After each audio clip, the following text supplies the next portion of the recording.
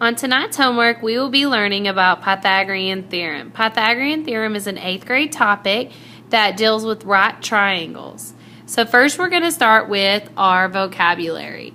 The vocabulary says that legs are the two sides of a right triangle that form the right angle. So the two sides that form the right angle are called your legs. So if I was going to draw a picture of that, I would draw a right angle, which is a perfect L, and then I would connect them.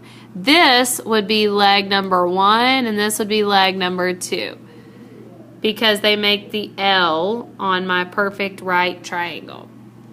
The next definition would be hypotenuse. Hypotenuse is the side opposite of the right angle on a right triangle. So the side that is opposite of the right angle. So opposite means it never touches the right angle. So I always think of it as drawing little dots. This is the hypotenuse. And you pronounce that exactly how it sounds, hypotenuse. The E in the middle is silent. You don't have to say that E, hypotenuse. Pythagorean theorem, that's what this whole note is about. Pythagorean theorem in a right triangle is the square of the length of the hypotenuse, C.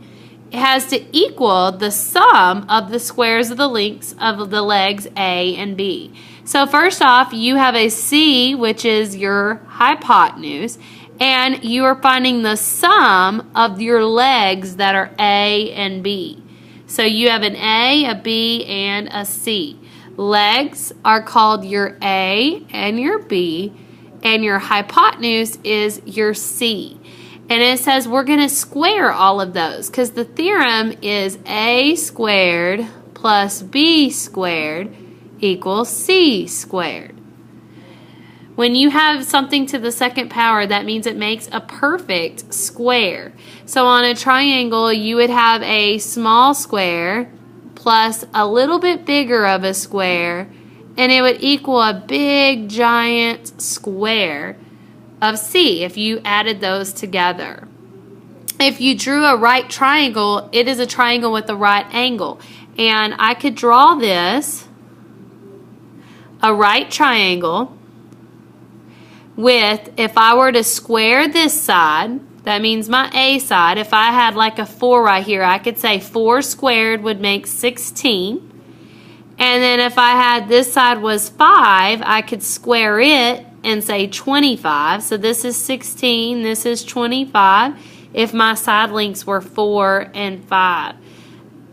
Then, and let me take that back because we would not add those together. Let me change this to 3. What if it was 3 squared? That would be 9. And what if this one was 4 squared? That would be 16 instead of 4 and 5.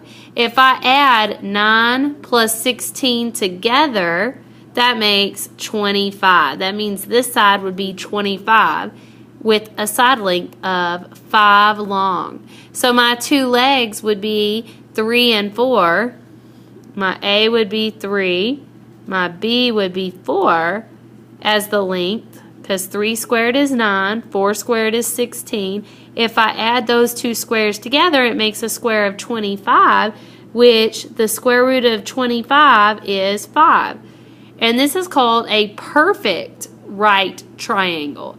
If you have a perfect right triangle of 3, 4, 5, then if you memorize this, then it will help you whenever you have like 6, 8, 10. Those are also multiples of 3, 4, 5. If you doubled all the sides, it would help you. Okay, so now we're going to move down here to the formula. The formula is right here in the middle of your page. And this is the formula you're going to use every single time you do Pythagorean theorem. It's right here, and I just wrote it. So let's circle it. A squared plus B squared equals C squared. Take a look at the right triangle below. The sides are labeled A, B, and C. These are the parts of the formula, and that's just like what we labeled at the top. We see that A is a leg, B is a leg, and C is our hypotenuse, and it is always right across from your right angle.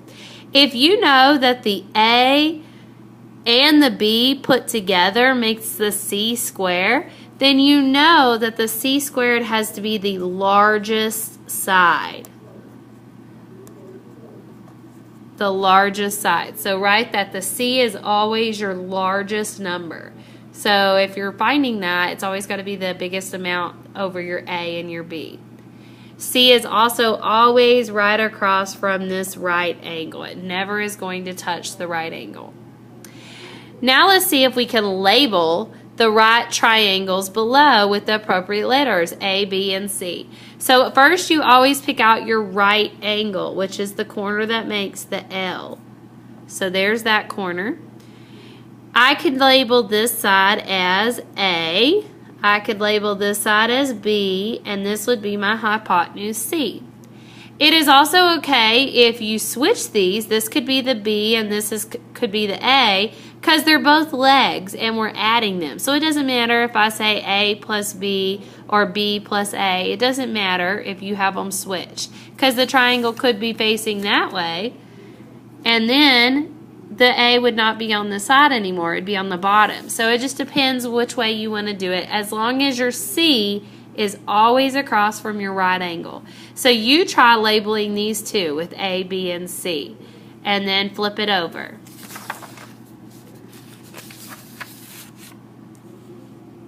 Okay, on the back side, we're going to try a couple of examples. I'm going to try 1, 2, and 3 with you. Then you will try number 4 and 5 tonight before you turn it in tomorrow.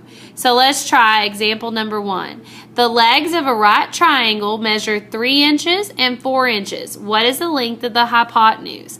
And this actually is going to make a perfect triangle, because I know I see 3 and 4, so I know that the hypotenuse is going to have to be 5 if it's a perfect right triangle.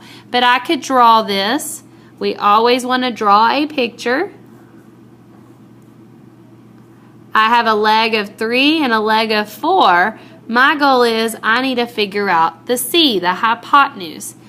What is equal to C? So I'm going to plug in my numbers to my formula. 3 squared plus 4 squared equals C squared. So if you remember what squared means, that means 3 times itself. 3 times itself makes 9, plus 4 times itself makes 16.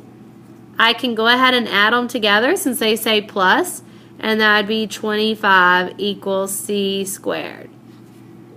25 is not our final answer, because if you look at these numbers are tiny numbers, so this should not be 25. It's saying if I had a big giant square, the area would be 25. So I need to take the square root to see what times itself, what number times itself makes 25. That's what C squared means, C times C. So that would be 5. If I take the square root of 25, C would be equal to 5.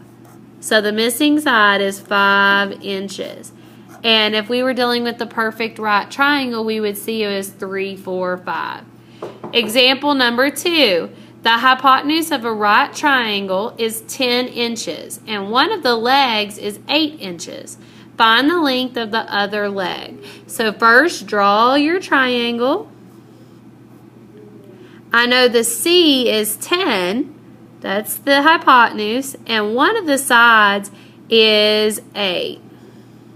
I'm just going to choose B. I'm going to choose B as that. So I need to choose the other leg, which is A. It doesn't matter if you had your 8 under the A and vice versa.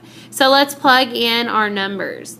So A squared, we don't know what the A is, so we just write A squared. Plus B is 8 equals C, which is 10. So now I solve it. I can't do anything with A squared, so B squared, 8 squared, is 64. And that equals 100, because 10 times 10 is 100.